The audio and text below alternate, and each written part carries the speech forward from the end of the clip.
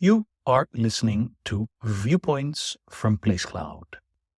Cultural researchers tell stories of places from around the world. For the full multimedia experience and to support the creators you enjoy, visit placecloud.io.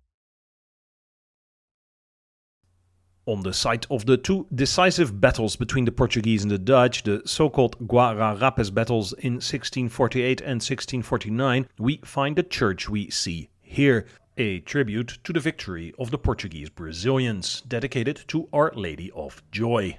On these hills, about 15 kilometers from Recife, today lies the municipality of Jaboatão dos Guararapes, so named precisely to perpetuate the fact that the Dutch were defeated there by the restorers and their troops.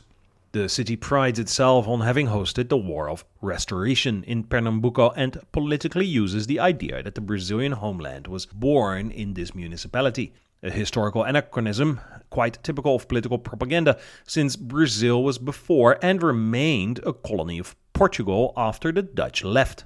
But let's go back in time a little. When Count John Maurice de Nassau-Siegen, then Governor-General of Dutch Brazil, left the country after 7 years in 1644, the relationship between the Portuguese and the Dutch deteriorated. Without the Count in Recife, the plantation owners' debts to the Dutch West India Company were rigorously enforced, and anti-Dutch sentiment returned to the center of colonial disputes. Between 1645 and 1654, we saw the period referred to as the Pernambucan Restoration, a series of conflicts that culminated in the expulsion of the Dutch, and its leaders are still referred to today as restorative heroes. But restorers of what? Today it seems absurd to honor these figures and that historic moment as a great milestone of regional independence, of a reaction against foreign oppression, and of the emergence of a Brazilian army, 2 centuries before the official foundation of the national military force. The restorers didn't cause a schism between Brazil and European colonization, but took power away from one invader and restored it to another, as the country once again became a colony of Portugal. Despite the myth that the forces that united around the expulsion of the Dutch were the first formation of the Brazilian army, the Portuguese troops were co-opted from indigenous nations that were enemies of other indigenous groups allied to the Dutch, from enslaved Africans who had no freedom in accepting or denying conscription, and from free white men with the ambition of making war an opportunity to rise socially. This joint effort is referred to as the union of the 3 Brazilian races, but the fact is that Brazil's social structure remained identical to when the Dutch ruled the region. African enslavement, the conversion of the indigenous people, and European sovereignty in American lands were maintained. In the end, it was the white leaders of the Restoration movement who did well, including the Portuguese general Francisco Barreto de Menezes and the commanders João Fernandes Vieira, a representative of the sugar nobility, and Vidal de Negreiros, a wealthy Portuguese with a military career who was born in Brazil. These white men also led troops made up of indigenous people and enslaved Africans, but it is as if they were part of a second tier within the restorative constellation.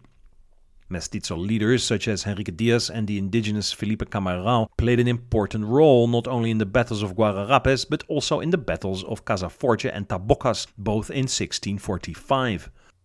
Following the capitulation of the Dutch in Recife in 1654, Portugal and the Netherlands discussed the conditions of surrender and the return of the lands of Brazil, which were still under threat of being invaded again if Portugal did not accept the conditions imposed by the Dutch, which were to pay a sum over a total of 16 years worth $650 million at 1998 rates, which could be paid in the form of cancellation of taxes, sugar, tobacco, and salt.